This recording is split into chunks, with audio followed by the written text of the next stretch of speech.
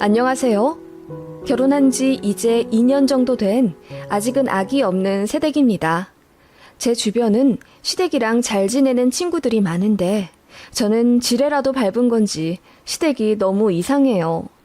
그런 시모랑 신우는 드라마 같은 데서나 나오는 줄 알았는데 저도 된통 당해보고 나서 엄마가 제 귀에 딱지가 않도록 시댁 조심하라고 말씀하시던 게 이제야 실감이 나더군요.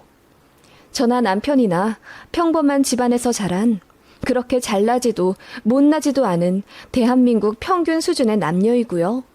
저는 중소기업 경리, 남편은 작게 음식 사업하고 있습니다. 시댁이랑 친정 두 집안 다 여유로운 수준까진 아니어도 적당히 노후 준비하신 상태이고 양가 부모님 모두 건강하신 편입니다. 그리고 저랑 남편에게는 둘 다 동생 한 명씩 있고요. 장남 장녀끼리의 결혼입니다. 남편은 여동생, 저는 남동생 하나 있어요. 제 동생은 공부를 못하고 맨날 사고만 쳤었는데 제가 잡돌이 하듯 남동생 정신교육시켜 일찌감치 본인 적성 찾아 전문대 들어가 취직해서 지금은 연봉 7천 정도 받는 어엿한 사회인이 되었습니다. 제 동생은 저에게 많이 고마워는 하지만 그만큼 무서워합니다. 그래도 제 앞가림 잘하는 동생 보며 애 잡길 잘했다는 생각이 드는 저는 어쩔 수 없는 누나인가 봅니다. 반면 남편의 여동생, 그러니까 제 신우는 참 답이 없어요. 남편이랑 4살 차이가 나고 저랑 동갑이에요. 그런 신우에게 사연이 좀 있는데 20대 중반에 잘 다니던 대학 자퇴하고 무슨 사업을 한다고 사고를 쳤다고 합니다. 저희 시부모님이 신우 앞으로 전세 5천짜리 원룸 하나 계약을 해주셨는데 신우가 그 집 빼서 전세 보증금이랑 모자라는 건 대출을 어디서 왕창 받아가지고 그 나이에 빚이 3천이나 생겼어요. 사업한다고 난리쳤던 그 일은 결국 사기였나 보더라고요. 사회초년생에게 가혹하지만 신우도 잘 알아보고 하면 좋았을 텐데요. 시부모님은 그 전세 보증금 5천만 원이 신우 나중에 결혼 자금이었는데 한순간에 돈 다 날리고 갚아야 할 대출까지 생기자 그야말로 머리 싸매고 누우셨다고 하더군요. 그게 저희 결혼 전 일이었다고 해요. 그 일이 많이 충격적이었는지 구직 활동도 안 하고 그냥 집에서 몇 년 놀다가 한 2년 전부터 알바를 하기 시작했어요. 신우는 그마저도 힘들다며 1, 2개월 하다 관두길 일쑤였고 결국 딱 자기 용돈만큼만 벌며 시댁에서 기생하며 살더라고요. 시어머니가 해주시는 밥 먹고 시어머니가 속옷 빨래까지 해서 신우 방에 갖다 주신다는데 저는 처음에 그 얘기 듣고 기절초풍했습니다. 저랑 남동생은 자기 할 일은 스스로 하며 컸거든요. 초등학생 때부터 엄마가 빨랫줄에서 빨랫감 걷어오시면 각자 자기 옷 찾아 개서 옷장에 넣었습니다. 밥이요? 일찌감치 독립했고 용돈 아껴 쓴다고 밖에서 음식도 잘 안 사 먹었습니다. 20살 때부터 가계부 써서 돈 관리했고 식재료 관리해 직접 음식 해 먹었어요. 중소기업 경리로 들어갔지만 그래도 나름 열심히 해서 이른 나이에 대리도 달았고 자격증 따는 것도 쉬이하지 않았습니다. 그런 저는 신우가 정말 별세계 사람 같았죠. 그리고 시부모님이 꽤 잘해주시는데 저 같으면 부모님이 밀어주실 때 자격증이나 공무원 시험 준비라도 하겠어요. 신우는 다 귀찮고 싫다며 그냥 본가에서 엄마 품에 사는 것에 편안함을 느끼는 것 같더라고요. 상견례 때부터 인상적이었습니다. 저희 엄마가 제 신우에게 사돈 처녀는 우리 딸이랑 동갑이네요. 잘 지냈으면 좋겠네요. 라고 말하자 신우가 톡 쏘듯 나이만 같으면 뭐예요. 잘 맞아야 잘 지내죠. 용돈 잘 주면 생각해 볼게요. 원래 올케가 신우한테 용돈도 주고 그러는 거잖아요. 라고 하더라고요. 그 말에 저희 가족들도 어이가 없어서 헛웃음을 지었고 시모는 얼굴을 붉히며 어디 이런 자리에서 그런 농담을 하니? 얘가 실없긴 해도 마음은 착하고 여려요. 지 딴엔 장난친다고 하는 거예요. 하면서 신우를 두둔하더군요. 이런 신우랑 시모인데 제가 처음부터 좋아하겠나요? 결혼 준비 과정에서도 제 혈압을 오르게 했죠. 저희가 신혼집을 대출 최소화해서 마련한다고 결혼 준비 비용은 많이 졸라맸어요. 신혼여행도 값싼 동남아 3박 4일 정도로만 일정 짰죠. 결혼식도 패키지로 아주 저렴하게 한 편이고 예물 예단도 양가 허락받고 다 생략했습니다. 혼주 한복은 각자 알아서 하시는 걸로 얘기가 되었죠. 제 남동생은 이렇다 할 정장이 없었기에 제가 30만 원 정도 돈 줘서 한 벌 해줬고요. 남편도 신우한테 30만 원 정도 해주기로 했다던데 신우가 저한테 따로 전화를 하더라고요. 올케, 나 사고 싶은 옷이 있는데 오빠는 30만 원만 해준다네?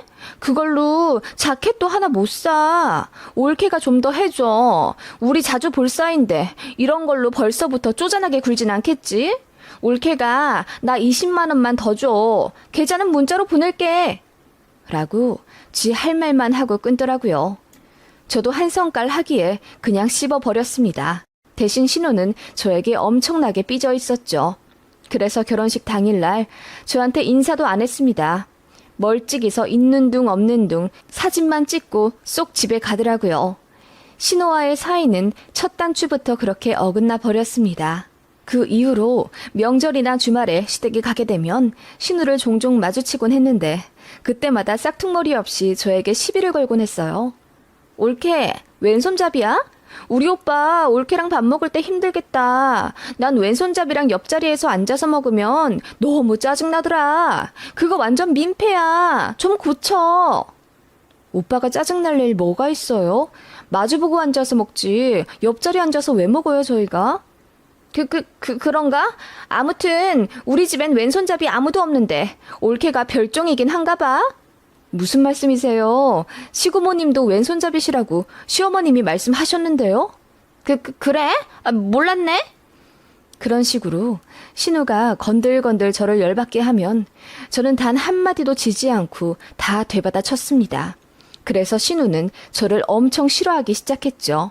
저희 부부가 와도 방에서 안 나오거나 인사도 안 하고 쌩하니 외출해버리곤 했어요. 오히려 좋더라고요. 어차피 눈만 마주쳐도 으르렁대니 차라리 안 마주치는 게 좋았습니다. 그리고 남편도 제 편 든다고 버럭 화를 내며 여동생인 신우에게 지랄을 했기 때문에 제 남편이랑 신우 사이도 좋지 않았습니다. 그런 신우는 시아버님은 좀 혼내셨어요. 네 올케도 존댓말 꼬박꼬박 쓰는데 너도 말 좀 조심히 해. 아무리 동갑이라도 네 오빠 부인 아니냐. 반말하지 마. 아버님이 신우를 혼내도 사실 영향력이 거의 있으나 마나 할 정도지만 아무튼 시부께서는 거의 제 편을 들어주셨고 신우에게 타박을 해주셨습니다. 먹히진 않았지만 그 정도로도 저는 감사했어요. 문제는 시모셨죠. 이 양반이 왜 이래? 자기들끼리 알아서 존댓말을 하든 반말을 하든 정하는 거지. 그리고 나도 애들 고모한테 여태 존댓말 쓰잖아. 그건 모르고 애먼 자기 딸만 잡나? 우리 시연이한테 뭐라고 하지 마요. 가뜩이나 동갑인데 누군 직장 다니고 결혼도 하고 얼마나 비교되겠어. 우리 애 기죽으니까 당신 그만해. 누구 아빠야? 누가 보면 우리 며느리 아빠인 줄 알겠어? 라고 비아냥대면 시아버지도 별 수 없다는 듯 헛기침을 하며 자리를 피하시곤 했죠. 그런 시모도 사실은 신우를 애물단지로 여기고 있었죠. 신우가 워낙 생활 습관이 안 잡힌 탓에 물론 전 그것도 부모의 가정교육에 달린 거라고 봅니다. 30 다 된 신우가 집에서 밥을 하기는커녕 자기가 먹은 밥그릇도 싱크대에 잘 안 넣어놓고 혼자 밥 차려 먹는다고 냉장고에서 반찬통을 다 꺼내놓고는 그거 다시 넣지를 않는다더군요. 실제로 같이 명절 준비해보니 신우는 뭐 할 줄 아는 게 하나도 없고 그냥 주워 먹을 줄만 알더라고요. 아무튼 그런 식으로 집안일 손 하나 까딱 안 하고 앞서 말하길 신우 빨래도 속옷까지 시어머니가 다 해주신다고 했잖아요. 건조기에서 옷감 꺼내 바구니에 넣어놓으면 신우는 그걸 착착 깰 생각은 않고 그대로 바구니에서 내도록 꺼냈습니다. 정리하기 귀찮다는 거죠. 그런 식으로 신우는 시모의 복장을 터지게 하는 일이 많았어요. 곧 30인데 남자친구도 없고 취직할 생각도 없어 보이니 참 막막해 보이긴 했습니다. 설상가상으로 시부의 연금까지 신우가 탐내는 것 같더라고요. 나 일 안 해도 되잖아. 아빠 연금 200만 원 넘게 나오는데 그거 같이 쓰면 되지. 내가 아껴 쓸게. 셋이서 200 갖고 못 살아? 그 정도로 경제관념도 없고 독립의지도 없어 보이는 신우가 시부모님께는 더 없는 걱정거리이자 짐덩어리였습니다. 그래서 집에서 시모랑 신우가 많이 투닥거리며 싸우나 보더라고요. 시모도 결국 못 참겠는지 신우랑 못 살겠다고 항복을 하신 겁니다. 어느 날 시모가 저희를 호출해 식사 한번 하자 하시더니 넌지시 말씀을 꺼내시더군요. 니들 신혼집에 방이 3개 있지 않니? 그거 다 어떻게 쓰고 있니? 저번에 갔을 땐 정리가 제대로 안 되어 있더만. 네, 안방 말고 작은 방 2개는 지금 운동방이랑 서재로 쓰고 있어요. 운동방? 운동기구 죄다 들여놓은 게 운동방이냐? 네, 저희 둘 다 살이 많이 쪄서요. 그렇다고 헬스장 다니려니 그것도 돈이고 해서 집에서 간단하게 하고 있어요. 아기 낳기 전까지 그 방에서 운동하고 아기 생기면 다 치워야죠. 그럼 나머지 하나는 서재? 무슨 직장인들이 서재가 필요해? 사장님도 아니고. 엄마, 나 가끔 재택근무 하잖아. 이 사람도 컴퓨터로 부업하는 게 있어서 우리 둘 다 컴퓨터 할 공간 필요해. 그건 왜 물으세요? 아니, 방 하나 어떻게 만들어줄 순 없겠니? 얘기 들어보니 운동방을 좀 정리하는 게 나을 것 같다만. 어머님, 왜 그러세요? 방을 만들다뇨? 제 말에 시어머니가 헛기침을 몇 번 하더니 조심스레 말씀하시더군요. 네 신우 말이야. 내가 언제까지 데리고 살 수도 없는 노릇이고 이제 독립을 좀 시켜야 하는데 그것이 지 손으로 뭘 하나 제대로 하는 게 있어야지. 보증금은 저번에 사기당해서 다 날려버리고 뭐 2천 정도는 또 해줄 수는 있겠다만 네 시아버지가 더는 목돈을 쥐어주기 싫은가 봐. 그래서 마음 같아서는 고시원에라도 넣고 싶은데. 그럼 고시원 보내세요. 요즘 고시원 옛날 같지 않아서 얼마나 좋은데요. 치안도 좋고요. 넌 네 동생 아니라고 얘기 막 하는구나. 고시원 가서 애가 어디 사람답게 살겠니? 시어머니는 그렇게 제 말에 버럭 화를 내며 가슴이 눈을 뜨고 절제를 보시더라고요. 제가 무슨 틀린 말 했나요? 요즘 고시원 얼마나 좋은데요. 방마다 화장실이랑 샤워실도 다 따로 있고요. 저도 원룸 살기 전에 고시원 2달 정도 살아봤었는데 괜찮았거든요. 그래서 나도 다 경험해본 거라 말씀드리는 거라고 했더니 신우는 다르대요. 저처럼 억세지가 않아서 혼자 못 살 거라나? 그러더니 슬그머니 제 눈치를 보며 니들 집에 방 하나 좀 해주면 좋겠다만 내가 그래도 양심이 있으니 달에 50만 원씩 니들 보내주마. 방값이랑 식재료비 뭐 이런 걸로 퉁치면 나쁘지 않지? 니들 관리비도 한 달에 20만 원 가까이 나온다며. 우리가 그렇게 보태주면 니들도 좋을 것 아니냐. 라고 하시길래 저랑 남편이 기함을 하며 그건 절대로 안 된다고 했죠. 그렇게 단칼에 잘라버리며 신우는 절대 같이 못 산다고 못 박아버리니 시모가 얼굴이 불그락 푸르락 하면서 당황하시는 거예요. 그러더니 바들바들 떨더니 인정머리 없는 것들 같으니 시연이 걔가 사기당하고 자존감 떨어져서 그렇지 옆에서 잘 다독거려주면 제 몫은 잘하래다. 가족으로서 안타깝지도 않냐? 특히 너는 오빠가 돼가지고 어떻게 지 동생을 그렇게 나몰라라 해. 엄마, 그 집에서 나만 살아? 와이프 집이기도 해. 나 혼자 방 3개짜리 쓴다면 생각은 해보겠지만 시연이랑 살면서 제일 불편한 사람은 와이프지. 아무리 애가 없다고 해도 그건 무리야. 그렇게 네 와이프 편 평생 들 거면 이제 우리 집 오지도 마라. 못난 놈 같으니라고. 너 같은 아들 이제 보기도 싫다. 시어머니는 그렇게 역정을 내시더니 저를 흘낏 보며 네가 중간에서 살갑게 좀 자라면 우리 가족이 이렇게 분란날 일 없겠고 시연이도 좀 편하게 취직 준비할 수 있겠구만. 이래서 며느리 잘 들여야 한다고 하나 봐. 라고 하시며 저희더러 가라고 하시더군요. 저도 너무 열받아서 씩씩대며 나왔고 그런 남편이 저를 달래느라 며칠 애썼네요. 어머님이 먼저 영 끊자 이제 집에 오지 마라 하셨기 때문에 저도 구태여 먼저 전화드리거나 시댁에 가고 싶은 생각이 없었습니다. 그건 남편도 마찬가지였죠. 하지만 몇 주 뒤 어느 일요일 아침 정말 상상도 못한 일이 일어나고 맙니다. 아침부터 인터폰이 울리길래 일어나서 보니 용달 차더라고요. 무슨 일이세요? 1301호 맞죠? 문 좀 열어주세요. 네? 저희는 뭐 시킨 게 없는데요? 이사 왔어요. 302동 1302로 맞잖아요. 김시연 씨 댁. 어이가 없더라고요. 김시연은 제 신호 이름이었어요. 어이는 없지만 용달 사장님이 하도 퇴근을 하셔서 문을 열어드리니 큰 캐리어 4개, 책상, 이불 보따리 한가득, 박스까지 3개가 왔더라고요. 시모한테 바로 전화를 하니 용달차 갔냐? 아침밖에 시간이 안 된다길래 일찍 보냈다. 시연이는 여기서 점심 먹고 올라갈 거야. 한 3시쯤 그 집 도착할 거다. 그 운동방에 있는 운동기구 다 치우고 그 안에 시연이 짐 좀 넣어줘라. 정리는 걔가 알아서 할 테니까. 네? 어머님, 이게 지금 무슨 말씀이세요? 아가씨 짐이 왜 여기 있는데요?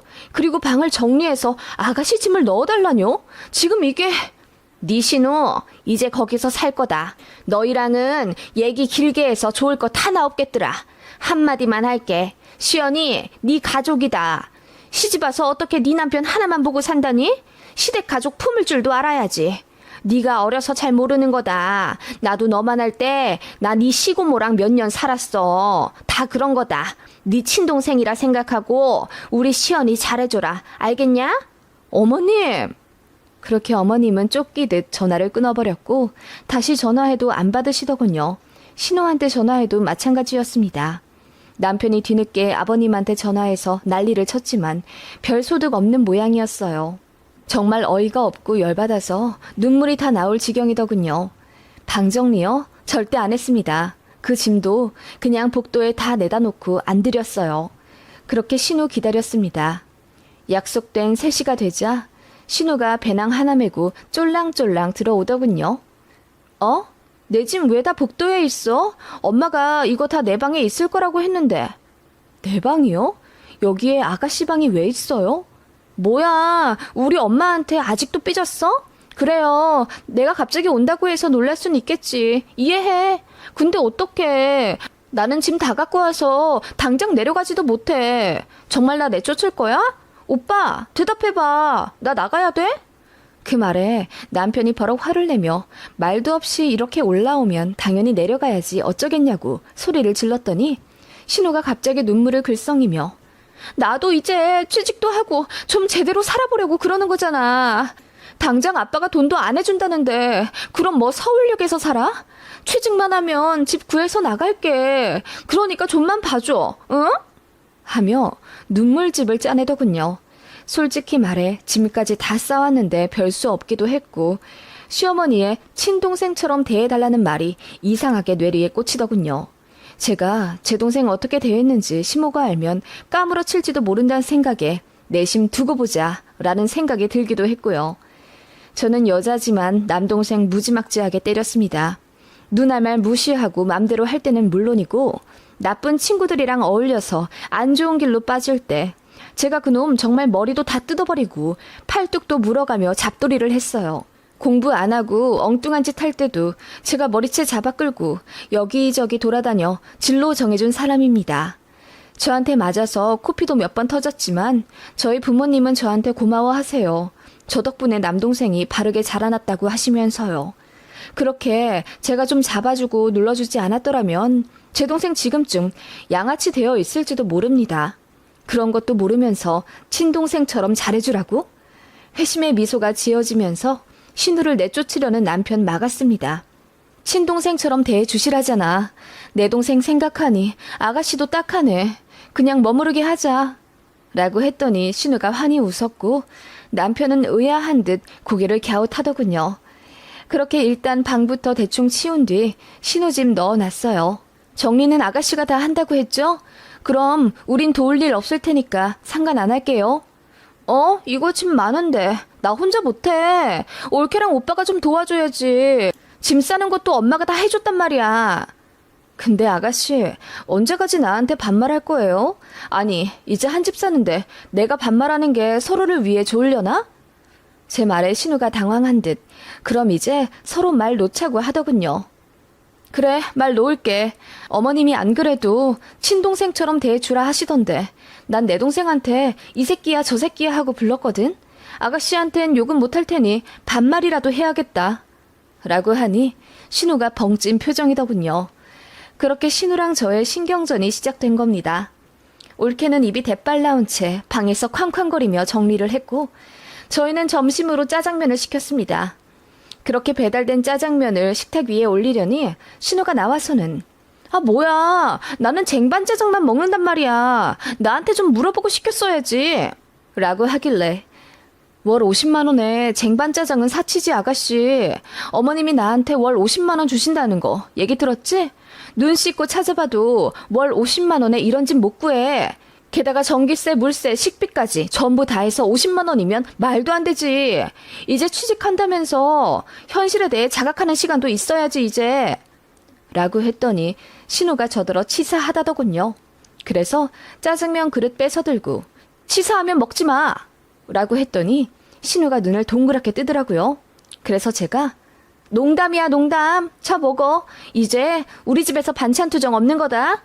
라고 했더니 신우 얼굴이 불그락 난리도 아니더군요. 그렇게 신우는 한마디 말 없이 짜장면 반 정도 먹나 싶더니 방으로 그냥 들어가 문 닫더군요. 그러더니 막 울부짖으며 전화통화를 하는가 싶더라고요.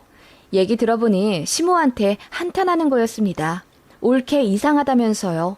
시모가 저한테 그걸로 전화하면 저도 바로 되받아칠 각오가 되어 있었는데 다행인진 몰라도 전화는 안 오더군요. 그냥 적당히 눈치 봐가며 살라고 시모가 신우를 다독인 모양이었어요. 신우는 그렇게 입이 대빨 나온 채로 지냈습니다. 그러다가 회심의 빨래 사건이 터지게 되죠. 빨래를 하긴 해야 하는데 제 손으로 하긴 싫은 신우가 결국 밀릴 대로 밀린 빨랫감들을 전부 세탁기에 넣어버렸더라고요. 제가 퇴근하고 돌아와 그거 보고 아가씨 이게 뭐야? 빨래를 왜 이렇게 한꺼번에 세탁기에 다 넣어놨어? 라고 했더니 신우가 아니 나 어떻게 하는지 몰라서 올케가 세탁기만 좀 돌려줘. 내가 꺼내서 건조기에 넣을 테니까. 라며 집 빨래인데 선심 쓰듯 말하더군요. 나이가 몇인데 세탁기 버튼 누르는 것도 모르나 싶었지만 꾹 참고 알려주며 앞으로는 신우더러 스스로 하라고 했습니다. 그랬더니 또 입을 삐쭉 내밀더군요. 그렇게 세탁기 다 돌아간 소리가 났고 제가 신우한테 빨래 다 됐다고 소리쳐 알려주었는데도 신우가 꼼짝 않고 방에서 안 나오더군요. 그래서 노크하며 빨래 다 됐다고 빨리 꺼내야 내 빨래 하지 라고 했더니 신우가 문을 확 열고 나오며 아 알았다고 하며 세탁실로 가더군요. 그리고는 소리를 지르는 겁니다. 무슨 일인가 했더니 세탁기 안에 신우가 청바지도 넣었던 모양이에요. 이게 뭐야? 내 흰 반팔티에 청바지 색깔 다 이염됐잖아. 아 이런 것도 제대로 안 보고 뭐 했어? 왜 나한테 그래? 아가씨가 세탁기 버튼 눌러서 동작시켰잖아. 아 몰라. 올케 네가 책임져. 그렇게 저한테 물 묻은 청바지를 확 던져버리는 신우의 행동에 저는 그야말로 빡에 쳐버리고 말았죠. 지가 잘못해놓고 왜 나한테 화풀이래? 너 진짜 나한테 제대로 혼나볼래? 라고 하며 저도 신우 얼굴에 청바지를 던져버렸습니다. 그랬더니 아프다면서 울더라고요. 그리고 남편이 돌아왔고 이 상황에 당황한 듯 어버버 하길래 제가 대충 상황을 설명해주고 어머님이 친동생 대하듯 대하랬지? 아직 10분의 1도 못했어. 아가씨가 진짜 내 동생 같았으면 방금 같은 상황에서 나한테 머리털 5만 개는 뽑혔어. 억울하면 이혼해. 라고 했더니 남편은 아무 말 못하고 신우한테 왜 그랬냐고 타박하더군요. 그리고 그 다음날 사건이 하나 더 터졌죠. 저희 친정에서 반찬을 보내주셨는데 저는 반찬통 그대로 꺼내 먹는 걸 너무 싫어합니다. 침 닿은 젓가락이 왔다 갔다 하는 게 싫어서 항상 그릇에 덜어내어 먹곤 하죠. 다 그렇지 않나요? 그런데 신우는 덜어 먹는 게 귀찮다며 통째로 내어 먹는 버릇이 있더라고요. 제가 그거 싫으니 조심하라고 그렇게나 말했는데 신우가 저희 부부 야근한 사이 저녁 먹겠다고 그 반찬들 다 꺼내어 먹고는 그대로 밖에 두어버린 겁니다. 한여름이었고 결국 순식간에 쉬어버리더라고요. 힘들게 일하고 집에 왔는데 식탁에는 먹다 남은 그릇들이 그대로 있고 저희 엄마가 열심히 만들어주신 반찬 서너 개가 뚜껑까지 열린 상태로 쉬어있는 걸 보고는 제 뚜껑까지 열려버렸습니다. 그대로 신호방에 노크 없이 들어가 문을 열자 깜짝 놀라더라고요. 반찬 먹고 왜 그대로 뒀어? 다 쉬었잖아. 아 깜짝아. 아 그럴 수도 있지. 노크 몰라? 진짜 예의 없게. 신호 입에서 나온 예의라는 단어에 저는 그야말로 이성을 잃었습니다. 그대로 신우의 머리채를 잡아 매트리스에서 끌어내리곤 예의 없는 게 뭔지 제대로 보여주겠다며 등짝을 세게 후려 갈겼습니다. 한 서너 번 때렸나? 제 손바닥까지 얼얼하더군요. 너 내 동생이었으면 진짜 피 봤어. 여기까지만 할게. 너 내 집에서 살 거면 행동 조심해. 저 반찬 우리 엄마가 해주신 거야. 그런데 방금 네 답 없는 행동으로 저 반찬들이 다 쉬어버렸고, 지금 당장 부엌 가서 네가 먹은 거 네가 설거지하고 쉬어 빠진 반찬들 전부 밖에 버리고 와. 음식물 쓰레기 카드는 현관에 걸려있고 실시! 제가 소리 지르니 신우가 얼떨결에 움직이더군요. 행동 금뜰 때마다 제가 소리를 지르며 정신 안 차리냐고 호랑이처럼 사자우 내질렀더니 눈물까지 찔끔거리며 다 치우더군요. 그리고 신우 등짝 한 번 더 때리며 음식물 빨리 버리고 오라고 윽박 질렀습니다. 신우가 핸드폰 좀 가져가겠다고 하길래 왜? 니네 엄마한테 이르게? 근데 어째? 어머님도 너 답 없어서 나한테 보내신 거야. 친동생처럼 대해달라 하시길래 그대로 하고 있는데 왜? 너 나한테 몇 대 더 맞아야 돼. 뭐 불만 있어? 라고 했더니 아무 말 못하고 나가서 쓰레기 버리고 오더군요. 그리고 그날 밤 신우가 엉엉 울며 시모에게 다 얘기한 모양이더라고요. 그 다음날 시모가 아침 첫 차로 저희 집 오셨더군요. 됐다. 그만해라. 시연이 내가 다시 데려갈란다. 너는 어쩜 그러냐? 내가 아무리 친동생처럼 대해달라 한들 그게 쥐잡듯 때려달란 말은 아니었잖냐? 어머님, 답 없는 애들은 맞아야 정신 차려요. 그래서 제 동생도 지금 사람 된 거고요. 그러지 마시고 정말 아가씨 생각하신다면 저희 집에 1년 정도 있게 하세요. 제가 새 사람 만들어 드릴게요.